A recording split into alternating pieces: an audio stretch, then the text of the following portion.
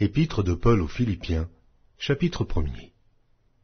Paul et Timothée, serviteurs de Jésus-Christ, à tous les saints en Jésus-Christ, qui sont à Philippe, aux évêques et aux diacres.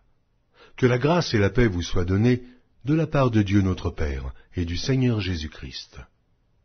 Je rends grâce à mon Dieu de tout le souvenir que je garde de vous, ne cessant dans toutes mes prières pour vous tous de manifester ma joie au sujet de la part que vous prenez à l'Évangile, depuis le premier jour jusqu'à maintenant. Je suis persuadé que celui qui a commencé en vous cette bonne œuvre la rendra parfaite pour le jour de Jésus-Christ.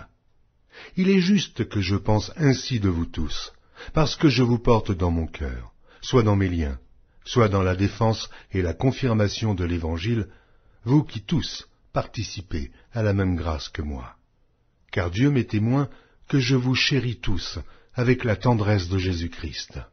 Et ce que je demande dans mes prières, c'est que votre amour augmente de plus en plus en connaissance et en pleine intelligence, pour le discernement des choses les meilleures, afin que vous soyez purs et irréprochables pour le jour de Christ, remplis du fruit de justice qui est par Jésus-Christ à la gloire et à la louange de Dieu.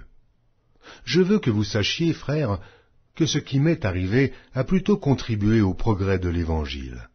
En effet, dans tout le prétoire et partout ailleurs, nul n'ignore que c'est pour Christ que je suis dans les liens. Et la plupart des frères dans le Seigneur, encouragés par mes liens, ont plus d'assurance pour annoncer sans crainte la parole. Quelques-uns, il est vrai, prêchent Christ par envie et par esprit de dispute, mais d'autres le prêchent avec des dispositions bienveillantes. Ceux-ci agissent par amour, sachant que je suis établi pour la défense de l'Évangile, tandis que ceux-là, animés d'un esprit de dispute, annoncent Christ par des motifs qui ne sont pas purs, et avec la pensée de me susciter quelques tribulations dans mes liens. Qu'importe, de toute manière, que ce soit pour l'apparence, que ce soit sincèrement, Christ n'est pas moins annoncé. Je m'en réjouis, et je m'en réjouirai encore. Car je sais que cela tournera à mon salut, grâce à vos prières et à l'assistance de l'Esprit de Jésus-Christ, selon ma ferme attente et mon espérance, que je n'aurai honte de rien, mais que, maintenant, comme toujours, Christ sera glorifié dans mon corps, avec une pleine assurance, soit par ma vie, soit par ma mort, car Christ est ma vie, et la mort m'est un gain. Mais s'il est utile pour mon œuvre que je vive dans la chair, je ne saurais dire ce que je dois préférer. Je suis pressé des deux côtés. J'ai le désir de m'en aller et d'être avec Christ, ce qui de beaucoup est le meilleur, mais à cause de vous, il est plus nécessaire que je demeure dans la chair. Et je suis persuadé, je sais, que je demeurerai et que je resterai avec vous tous, pour votre avancement et pour votre joie dans la foi, afin que, par mon retour auprès de vous, vous ayez en moi un abondant sujet de vous glorifier en Jésus-Christ. Seulement, conduisez-vous d'une manière digne de l'Évangile de Christ, afin que, soit que je vienne vous voir, soit que je reste absent, j'entende dire de vous que vous demeurez ferme dans un même esprit, combattant d'une même âme par la foi de l'Évangile, sans vous laisser aucunement effrayer par les adversaires, ce qui est pour eux une preuve de perdition, mais pour vous, de salut. Et cela de la part de Dieu, car il vous a été fait la grâce, par rapport à Christ, non seulement de croire en lui, mais encore de souffrir pour lui, en soutenant le même combat que vous m'avez vu soutenir, et que vous apprenez maintenant que je soutiens. Épître de Paul aux Philippiens, chapitre 2. Si donc il y a quelque consolation en Christ, s'il y a quelque soulagement dans la charité, s'il y a quelque union d'esprit, s'il y a quelque compassion et quelque miséricorde, rendez ma joie parfaite. Ayant un même sentiment, un même amour, une même âme, une même pensée. Ne faites rien par esprit de parti ou par vaine gloire, mais que l'humilité vous fasse regarder les autres comme étant au-dessus de vous-même. Que chacun de vous, au lieu de considérer ses propres intérêts, considère aussi ceux des autres.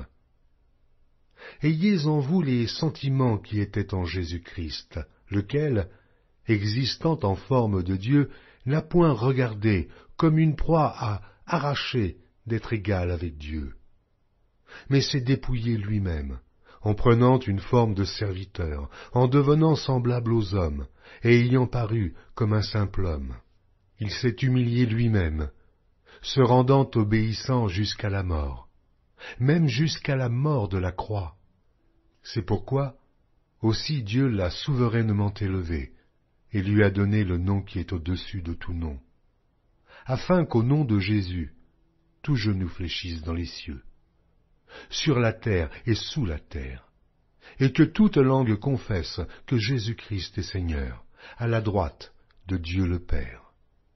Ainsi, mes bien-aimés, comme vous avez toujours obéi, travaillez à votre salut avec crainte et tremblement, non seulement comme en ma présence, mais bien plus encore maintenant que je suis absent. Car c'est Dieu qui produit en vous le vouloir et le faire, selon son bon plaisir. Faites toutes choses, sans murmure ni hésitation, afin que vous soyez irréprochables et purs, des enfants de Dieu irrépréhensibles au milieu d'une génération perverse et corrompue, parmi laquelle vous brillez comme des flambeaux dans le monde, portant la parole de vie, et je pourrai me glorifier au jour de Christ de n'avoir pas couru en vain, ni travaillé en vain. Et même si je sers de libation pour le sacrifice et pour le service de votre foi, je m'en réjouis, et je me réjouis avec vous tous. Vous aussi, réjouissez-vous de même, et réjouissez-vous avec moi. J'espère dans le Seigneur Jésus vous envoyer bientôt Timothée, afin d'être encouragé moi-même, en apprenant ce qui vous concerne. Car je n'ai personne ici qui partage mes sentiments, pour prendre sincèrement à cœur votre situation. Tous, en effet, cherchent leurs propres intérêts, et non ceux de Jésus-Christ. Vous savez qu'il a été mis à l'épreuve en se consacrant au service de l'Évangile avec moi, comme un enfant avec son père. J'espère donc vous l'envoyer dès que j'apercevrai l'issue de l'état où je suis. Et j'ai cette confiance dans le Seigneur, que moi-même aussi j'irai bientôt. J'ai estimé nécessaire de vous envoyer mon frère Épaphrodite, mon compagnon d'œuvre et de combat, par qui vous m'avez fait parvenir de quoi pourvoir à mes besoins. Car il désirait vous voir tous, et il était fort en peine de ce que vous aviez appris sa maladie. Il a été malade, en effet, et tout près de la mort. Mais Dieu a eu pitié de lui, et non seulement de lui, mais aussi de moi, afin que je n'eusse pas tristesse sur tristesse. Je l'ai donc envoyé avec d'autant plus d'empressement, afin que vous vous réjouissiez de le revoir, et que je sois moi-même moins triste. Recevez-le donc dans le Seigneur avec une joie entière, et honorez de tels hommes. Car c'est pour l'œuvre de Christ qu'il a été près de la mort, ayant exposé sa vie afin de suppléer à votre absence dans le service que vous me rendiez.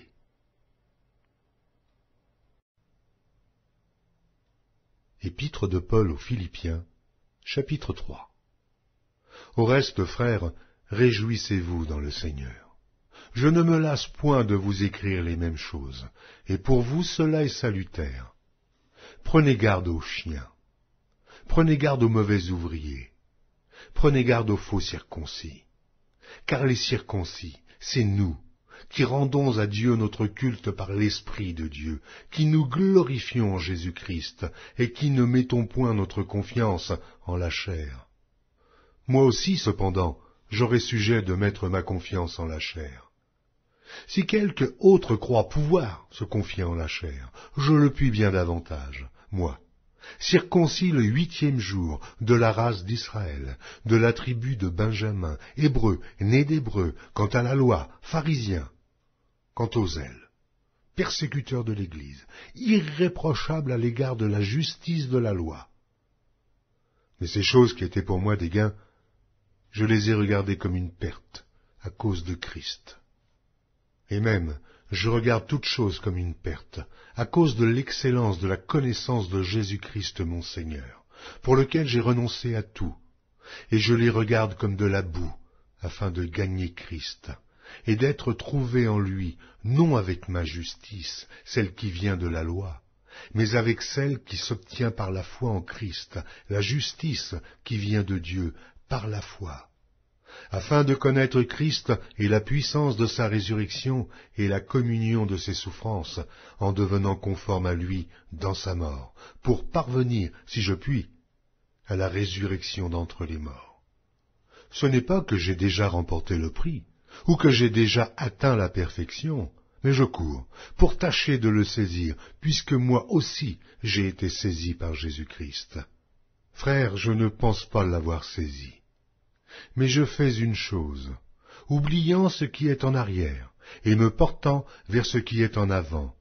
Je cours vers le but, pour remporter le prix de la vocation céleste de Dieu en Jésus-Christ. Nous tous donc qui sommes parfaits, ayons cette même pensée.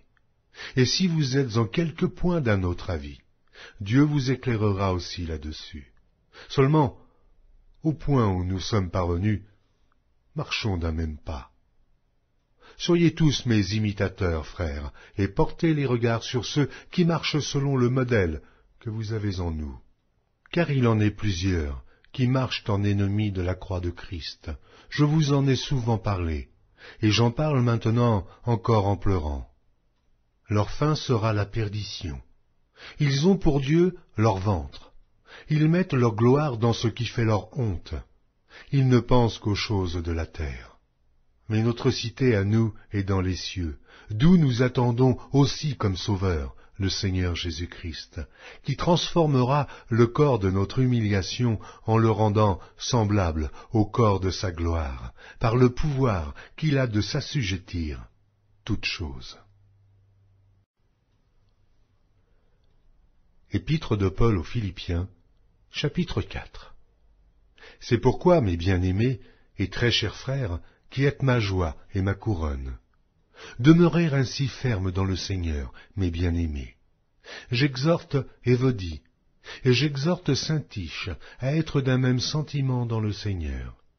Et toi aussi, fidèle collègue, oui, je te prie de les aider, elles qui ont combattu pour l'Évangile avec moi et avec Clément et mes autres compagnons d'œuvre, dont les noms sont dans le livre de vie. Réjouissez-vous toujours dans le Seigneur, je le répète, réjouissez-vous. Que votre douceur soit connue de tous les hommes. Le Seigneur est proche. Ne vous inquiétez de rien, mais en toute chose, faites connaître vos besoins à Dieu par des prières et des supplications avec des actions de grâce. Et la paix de Dieu qui surpasse toute intelligence gardera vos cœurs et vos pensées en Jésus-Christ. Au reste, frères, que tout ce qui est vrai, tout ce qui est honorable, tout ce qui est juste, tout ce qui est pur, tout ce qui est aimable, tout ce qui mérite l'approbation, ce qui est vertueux et digne de louange, soit l'objet de vos pensées. Ce que vous avez appris, reçu et entendu de moi, et ce que vous avez vu en moi, pratiquez-le, et le Dieu de paix sera avec vous. J'ai éprouvé une grande joie dans le Seigneur, de ce que vous avez pu enfin renouveler l'expression de vos sentiments pour moi. Vous y pensiez bien, mais l'occasion vous manquait.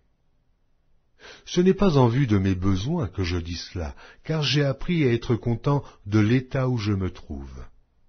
Je sais vivre dans l'humiliation, et je sais vivre dans l'abondance. En tout et partout, j'ai appris à être rassasié et à avoir faim, à être dans l'abondance et à être dans la disette.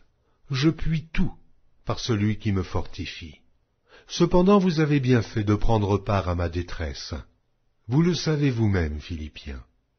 Au commencement de la prédication de l'Évangile, lorsque je partis de la Macédoine, aucune église n'entra en compte avec moi, pour ce qu'elle donnait et recevait. Vous fûtes les seuls à le faire, car vous m'envoyâtes déjà à Thessalonique et à 2 reprises de quoi pourvoir à mes besoins. Ce n'est pas que je recherche les dons, mais je recherche le fruit qui abonde pour votre compte.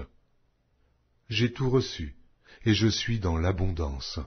J'ai été comblé de bien en recevant par Épaphrodite ce qui vient de vous, comme un parfum de bonne odeur, un sacrifice que Dieu accepte et qui lui est agréable. Et mon Dieu pourvoira à tous vos besoins selon sa richesse, avec gloire en Jésus-Christ. À notre Dieu et Père soit la gloire au siècle des siècles. Amen. Saluez tous les saints en Jésus-Christ. Les frères qui sont avec moi vous saluent. Tous les saints vous saluent, et principalement ceux de la maison de César. Que la grâce du Seigneur Jésus-Christ soit avec votre esprit.